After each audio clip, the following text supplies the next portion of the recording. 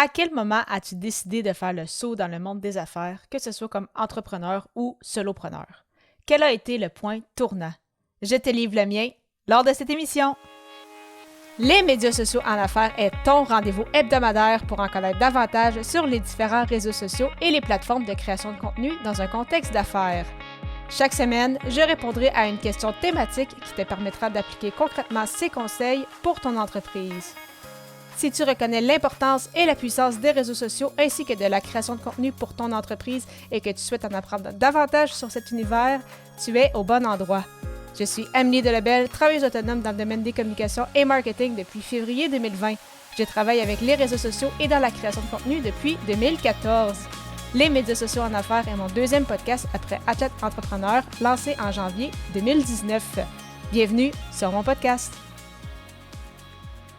Salut et bienvenue sur les médias sociaux en affaires, épisode 228. Alors qu'aujourd'hui, je réponds à la question « Quel a été le point tournant dans ta carrière? » Il s'agit de la 18e émission dans le cadre du défi créatif J'envoie 2024 où tout au long du mois de janvier, je publie un épisode par jour avec soit une contrainte créative ou une thématique. Et aujourd'hui, la thématique est bien évidemment un point tournant dans ma carrière. J'en avais déjà parlé un peu, j'avais fait des publications également sur LinkedIn, mais je me suis lancée pour une première fois à mon compte en juin 2018 après avoir complété mes études, donc mon baccalauréat multidisciplinaire à l'Université Laval.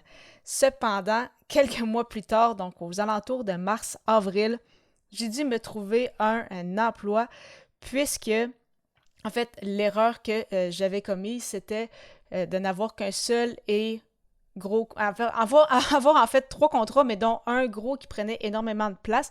Et donc, quand ce gros contrat-là, justement, a décidé de réduire mes heures, eh bien, je me suis retrouvée un peu le bec à l'eau. J'ai essayé de me trouver d'autres contrats, mais disons que ce fut sans réussite. Et donc, j'ai dû me trouver un emploi que j'ai gardé pendant environ 8-9 mois, en fait, juste avant de repartir à mon compte, en fait, le 14 février 2020, exactement un mois avant le début de la pandémie. Je m'étais trouvé un emploi dans l'hôtellerie, donc ça aussi, quand on parle des fois de... Tout est une question de timing et de contexte. Disons que je pouvais difficilement tomber mieux à ce niveau. Mais justement, quel a été en fait ce point tournant-là? Qu'est-ce qui m'a poussé en fait à me relancer officiellement en affaires et là, cette fois-ci, espérer rester plus longtemps que lors de la première fois? Comme tu peux t'en douter, j'avais quand même des doutes depuis un certain moment, donc je voyais justement que je perdais beaucoup de temps à me déplacer pour me rendre au travail, donc je devais prendre l'autobus, donc ça me prenait pratiquement 1 heure le matin, 1 heure le soir. Oui, mon horaire était un peu flexible dans le sens que je n'avais pas d'heure d'entrée officielle au bureau, mais je devais quand même passer un minimum de 8 heures et je ne pouvais pas rentrer non plus à 5 heures du matin comme je ne pouvais pas commencer non plus à 2 heures de l'après-midi. Donc, c'est ça, j'avais pas 100% contrôle sur mon horaire et c'était quand même des choses qui commençaient à me déranger. Je voyais aussi que je ne pouvais pas voyager vraiment beaucoup. Là. La première année, on n'a pas vraiment de semaines de vacances et avant de pouvoir justement partir en 3-4 semaines, par exemple, pour retourner en Asie, je voyais que ça allait me prendre une dizaine d'années minimum avant de pouvoir faire cela. Donc, c'était quand même des choses qui me pesaient un peu lourd. Mais vraiment, quel a été le point de bascule? Ça a été une rencontre d'une demi-heure environ avec Enzo Honoré. Je vais te mettre le lien justement vers son site web pour en connaître un peu plus avec lui. Là. Donc, c'est un business coach. Et à ce moment-là, il offrait des séances de consultation gratuites et j'avais décidé d'en prendre une.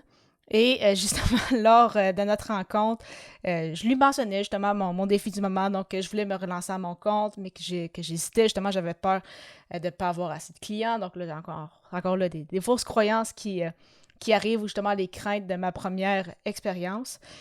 Et lui, il m'avait demandé si j'avais un peu d'argent de côté, puis s'il y avait des personnes qui dépendaient de moi comme pour vivre.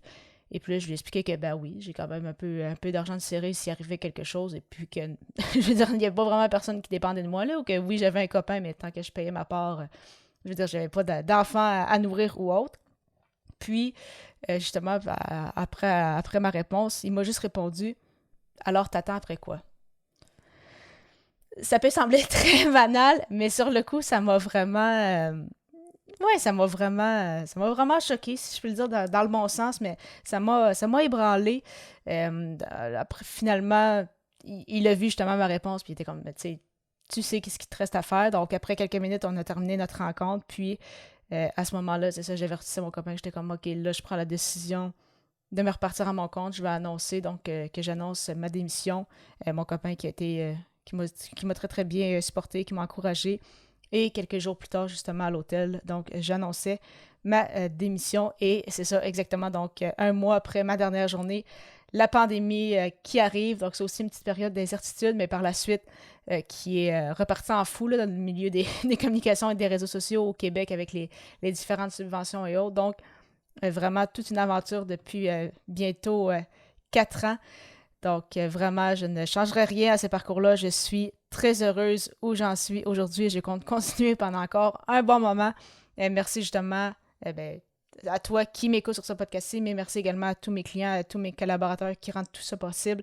Ça me fait vraiment plaisir et je me considère très, très choyée de vous avoir. Tu souhaites avoir un moment avec moi pour discuter de ta création de contenu? Si oui, c'est super car mon calendrier est ouvert avec plusieurs plages horaires. Pour prendre rendez-vous tout à fait gratuitement, simplement te rendre au amiedelebel.com/consultation et je te retrouve à l'épisode 229 alors que je répondrai à la question: quelle a été ta plus grande leçon? À bientôt!